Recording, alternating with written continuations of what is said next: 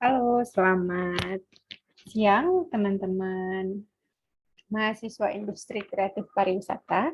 Di pertemuan ke-13 ini kita akan belajar tentang pembangunan pariwisata dalam perspektif kearifan lokal. Saya sangat berterima kasih kepada teman-teman yang sudah mempresentasikan hasil usulan startup-nya pada minggu lalu. Di minggu ini kita akan membahas lebih mendalam tentang pembangunan pariwisata dalam perspektif kearifan lokal.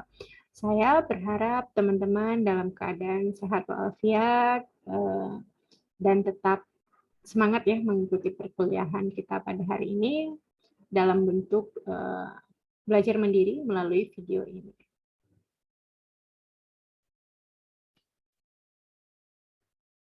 Di sini saya akan menjelaskan apa itu pembangunan. Pembangunan menurut Brian and White itu diartikan bahwa upaya meningkatkan kemampuan manusia untuk mempengaruhi masa depannya dengan memiliki 5 implikasi utama. Apa saja 5 implikasi utama ini? Yaitu yang pertama adalah pembangunan berarti membangkitkan kemampuan manusia secara optimal, baik individu maupun kelompok. Hal ini bisa kita katakan dalam bentuk capacity, jadi kapasitasnya itu dioptimalkan. Dan yang kedua, pembangunan berarti mendorong tumbuhnya kebersamaan, kemerataan nilai dan kesejahteraan atau equity. Jadi pembangunan itu bermanfaat bagi segala kelompok masyarakat dan merata nilainya. Serta yang ketiga, pembangunan berarti menaruh kepercayaan kepada masyarakat untuk membangun dirinya sendiri sesuai dengan kemampuannya. Kepercayaan ini dinyatakan dalam bentuk kesempatan yang sama, kebebasan memilih dan kekuasaan untuk memutuskan. Jadi, empowerment atau kekuasaan bahwa kita sama-sama berhak untuk menentukan kemana arah pembangunan ini. Tidak ada kesenjangan dalam pembangunan yang akan dilakukan ke depannya. Dan yang keempat, pembangunan berarti membangkitkan kemampuan untuk membangun secara mandiri atau sustainability. Jadi berdampak jangka panjang, tidak hanya berdampak pada saat ini saja. Jadi pembangunan harus berdampak pada 10, 15, bahkan ratusan tahun ke depannya. Dan yang terakhir, pembangunan berarti mengurangi ketergantungan negara kepada negara lain, serta menciptakan hubungan yang saling menguntungkan dan saling menghormati atau independence. Jadi ketika kita melakukan pembangunan baik itu di daerah, berarti kita sudah secara independen, kita sudah secara mandiri tidak tergantung kepada daerah ataupun negara lainnya. Nah, sedangkan pembangunan kepariwisataan itu sudah diatur dalam Undang-Undang Nomor 10 Tahun 2019, yaitu undang-undang yang membahas tentang kepariwisataan. Jadi apa saja sih pembangunan kepariwisataan yang dianjurkan atau yang dianjurkan dalam undang-undang ini? Itu yang pertama, pembangunan kepariwisataan itu harus menyediakan informasi kepariwisataan, perlindungan hukum, serta keamanan dan keselamatan kepada wisatawan. Jadi semua untuk kebaikan wisatawan, baik itu memberikan informasi, perlindungan hukum, serta keamanan.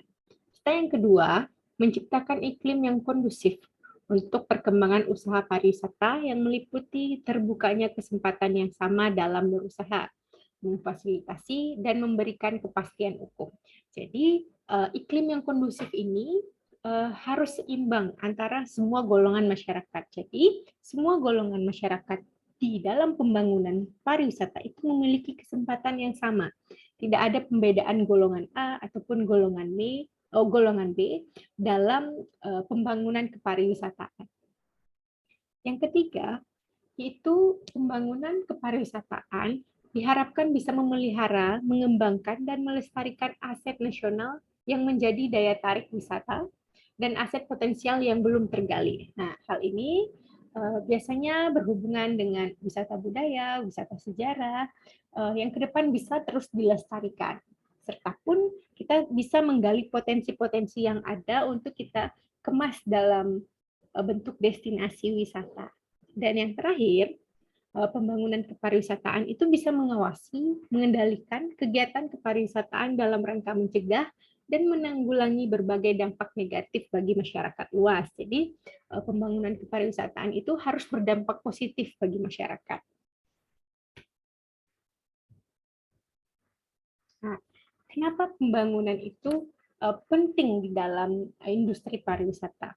Karena pembangunan harus dapat dinikmati oleh seluruh masyarakat, terutama masyarakat di sekitar destinasi.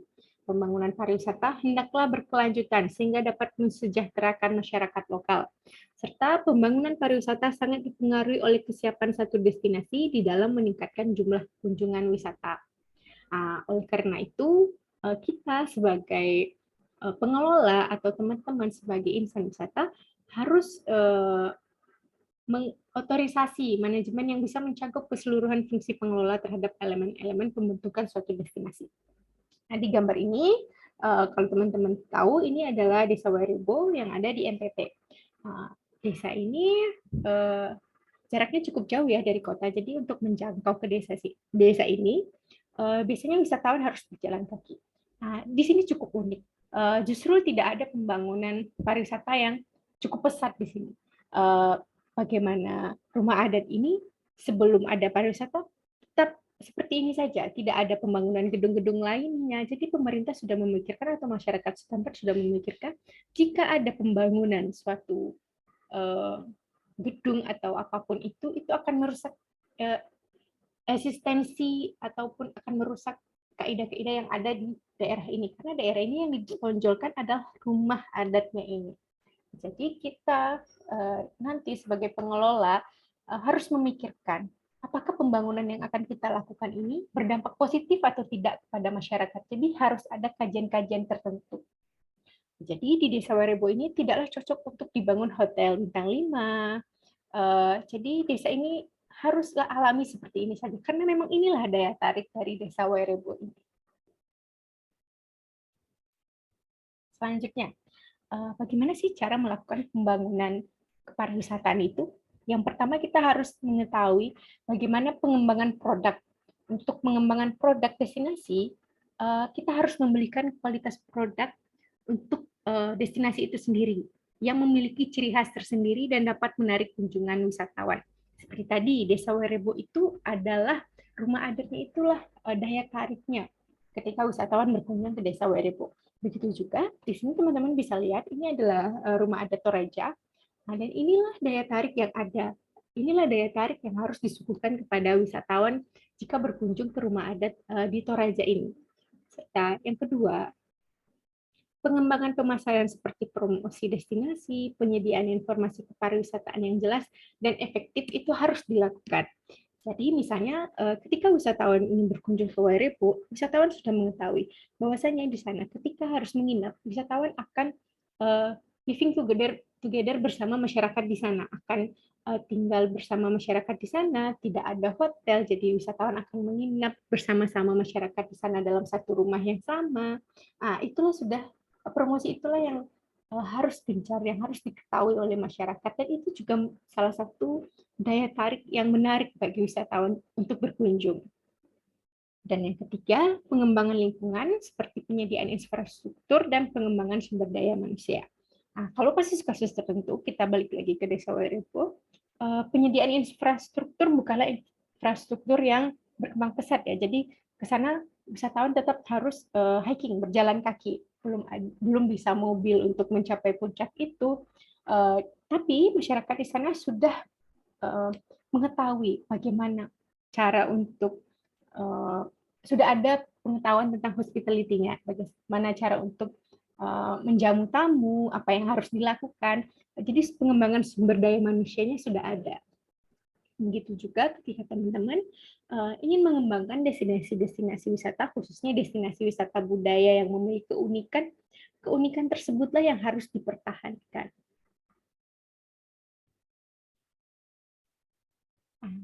Di sini kita akan mengetahui menurut Profesor Janianton Damanik teorinya bahwa pengembangan pariwisata yang berorientasi pada peningkatan kesejahteraan masyarakat itu ada 5. Yang pertama, penerapan strategi perluasan kesempatan berusaha bagi kalangan miskin di sekitar kawasan pariwisata. Jadi kegiatan wisata inilah yang akan menjadi mata pencarian oleh masyarakat sekitar, khususnya masyarakat kalangan menengah ke bawah. Yang kedua, perluasan kesempatan kerja bagi penduduk lokal. Jadi biasanya masyarakat sekitar hanya menjadi petani, sekarang dengan adanya kegiatan wisata, masyarakat lokal bisa menjadi guide atau bisa menjual produk. Nah, itu perluasan kesempatan kerja yang terjadi di destinasi wisata. Yang ketiga, pencegahan degradasi mutu lingkungan yang berdampak langsung dan lebih rentan bagi masyarakat. Nah, biasa ini berhubungan dengan polusi ya, nanti kita akan belajar hal-hal seperti itu. Dan yang keempat, penekanan pada upaya minimalkan dampak sosial budaya pariwisata. Jadi justru kegiatan pariwisata ini bukanlah berdampak negatif bagi sosial budaya yang ada. Justru kegiatan wisata itu melestarikan, memperkuat sosial budaya yang ada di destinasi tersebut. Dan yang kelima, pendampingan masyarakat lokal untuk pengembangan bisnis, inti dan pendukung pariwisata. Dan yang keenam, promosi organisasi lokal yang dibentuk untuk kepentingan pariwisata. Jadi organisasi ini ada banyak ya, misalnya himpunan hotel, ASATI, asosiasi pariwisata, dan banyak lainnya. Sudah banyak organisasi yang ada di industri pariwisata saat ini.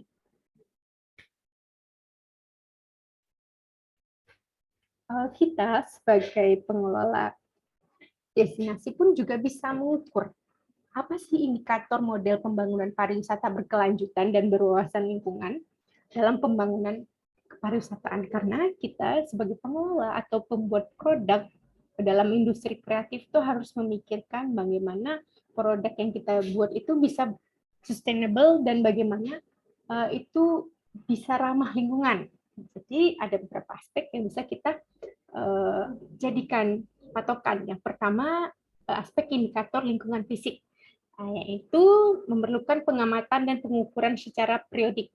Ada dua, yaitu pertama bersifat fix, terdiri atas sumber daya ekologi, bukan buatan manusia seperti landscape, hutan, danau, ketersediaan air tanah, polusi udara, terumbu karang, flora dan fauna, dan lainnya.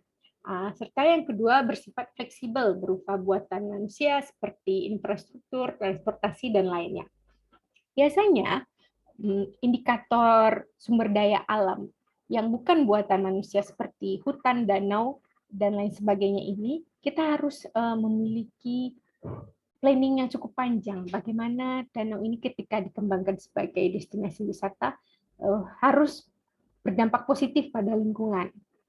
Jangan sampai 5 atau 3 tahun ke depan ekosistem yang ada di danau ini mati, jangan. Jadi ketika kita memanfaatkan sumber daya yang bukan buatan manusia seperti sumber daya alam ini, kita harus memiliki perencanaan yang benar-benar matang gitu. Nah, begitu juga dengan aspek indikator sosial budaya. Ada beberapa yang harus kita perhatikan. Yang pertama, jumlah wisatawan dan tipe kegiatan rekreasi serta perilaku wisatawan yang terserap oleh destinasi tanpa harus mempengaruhi identitas, gaya hidup, dan kehidupan sosial budaya. Jadi kegiatan wisata yang terjadi pada masyarakat lokal dengan yang identik memiliki satu kebudayaan tertentu, janganlah sampai wisatawan ini mencemari atau mengkontaminasi kebudayaan yang ada. Justru kebudayaan yang ada ini semakin diperkuat dengan kunjungan wisatawan gitu. Serta yang kedua, perlibatan masyarakat dalam pengembangan pariwisata. Saya pernah menjelaskan kepada teman-teman bahwasanya di industri pariwisata itu ada 3 stakeholder utama. Yang pertama, masyarakat itu sendiri, yang kedua pengelola, dan yang ketiga adalah pemerintah atau pembuat kebijakan. Jadi ketiga stakeholder ini saling terlibat nantinya dalam pengembangan pariwisata, khususnya masyarakat. Dan yang ketiga, memberikan kontribusi terhadap konservasi sumber daya alam dan culture heritage. Bagaimana kegiatan ini justru semakin memperkuat sumber daya alam yang ada dan memperkuat kebudayaan yang ada di sana. Yang keempat, memberikan nilai kepada wisatawan terhadap hubungan dengan masyarakat lokal, kearifan lokal, isu-isu sosial, dan lingkungan setempat. serta minimalkan dampak negatif ekonomi, lingkungan, budaya, sosial, dan pengembangan pariwisata. Dan yang terakhir, menumbuhkan hubungan baik antar wisatawan dengan masyarakat di sekitar destinasi. Ini salah satu kunci ya. Ketika hubungan timbal balik yang baik antara wisatawan dan masyarakat bisa terjalin, maka pengembangan wisata di destinasi kita yang kita kelola itu akan semakin berkembang pesat. Karena ketika hubungan baik sudah terjalin, masyarakat memiliki keterikatan dengan penduduk setempat, biasanya wisatawan akan berkunjung lagi karena sudah ada hubungan timbal balik tadi, sudah ada keterikatan antara wisatawan dengan masyarakat. Begitu juga dengan masyarakat. Ketika masyarakat merasa senang dengan kehadiran wisatawan, biasanya keramah tamahan itu akan muncul begitu. Jadi kita harus memperhatikan hal-hal yang seperti ini. Kelihatannya sepele ya, tapi ini tuh adalah juga kunci dalam pengembangan industri kreatif pariwisata. Oke, jika teman-teman memiliki pertanyaan tentang materi yang saya sampaikan hari ini, saya membuka diskusi di ilmu ataupun di grup. Jadi teman-teman bisa berdiskusi, bisa bertanya tentang materi yang telah saya sampaikan pada hari ini. Dan yang terakhir, pada pertemuan kali ini saya memberikan tugas kelompok. Saya sangat berterima kasih, minggu lalu sudah ada 6 kelompok yang mempresentasikan tentang proposal startup mereka. Yang pertama itu ada More Easy, ada Nature Company Target, ada kemanasaja.id, ada Simple Trip, ada Nusantara, dan ada Dream Tour. Jadi tugas-tugas masing kelompok yang sudah ada ini adalah tentang menganalisis permasalahan pariwisata di satu destinasi wisata di Indonesia dikaitkan dengan bidang startup masing-masing kelompok. Jadi misalnya More Easy lebih fokus kepada konten, berarti permasalahan yang dicari adalah konten-konten yang ada di destinasi wisata begitu. Misalnya Nusantara berhubungan dengan produk UMKM khusus makanan, bagaimana produk UMKM itu belum berkembang misalnya. Jadi dicarilah satu produk UMKM yang belum berkembang. Jadi permasalahan ini saya garis bawahi harus dikaitkan dengan bidang-bidang startup masing-masing kelompok. Kemudian permasalahan yang ada dianalisis penyebabnya. Oh, kenapa ini tidak berkembang? Oh, terus berikanlah solusi dari permasalahan tersebut. Jadi semua dikaitkan lagi dengan bidang startup masing-masing kelompok ya. Jadi tidak ada yang menyeberangi dari bidang startup masing-masing kelompok ini. Nah, tugasnya itu minggu depan teman-teman sudah tahu apa yang akan dijadikan atau destinasi apa yang akan dijadikan project dari masing-masing startup ini. Dan untuk tugasnya itu simpel ya, tidak membuat makalah atau segala macam, hanya mempresentasikan apa destinasinya, kenapa masalahnya, dan kira-kira dari teman apa solusinya. Presentasinya seperti biasa, 10-15 menit, dan tugas ini akan berkesinambungan ya, jadi teman-teman harus memikirkan destinasi apa nanti yang benar-benar cocok dengan bidang teman-teman, bidang startup teman-teman, dan apakah destinasi itu nanti bisa hadir solusinya yang lebih aha gitu dari produk startup teman-teman. Dan ini seperti yang saya utarakan tadi, tugasnya akan berkelanjutan. Minggu ini presentasi, minggu depan mungkin membuat makalah, dan nanti di UTS akan ada produknya begitu. Jadi haruslah dipikirkan matang-matang dalam pemilihan permasalahan di destinasi ini. Dan masalahnya cukup satu aja ya, cukup satu destinasi aja, nggak usah banyak-banyak. Jadi teman-teman fokus pada satu destinasi aja. Oke, jika ada yang kurang mengerti tentang tugas kelompok, bisa ditanyakan di grup. Sekian dari saya. Terima kasih untuk teman-teman yang sudah menyimak video ini dari awal sampai akhir. Saya harap bisa dimaksimalkan tugas kelompoknya. Semangat dan tetap jaga kesehatan. Sampai ketemu minggu depan di presentasi kelompok. Sekian dari saya. Assalamualaikum warahmatullahi wabarakatuh.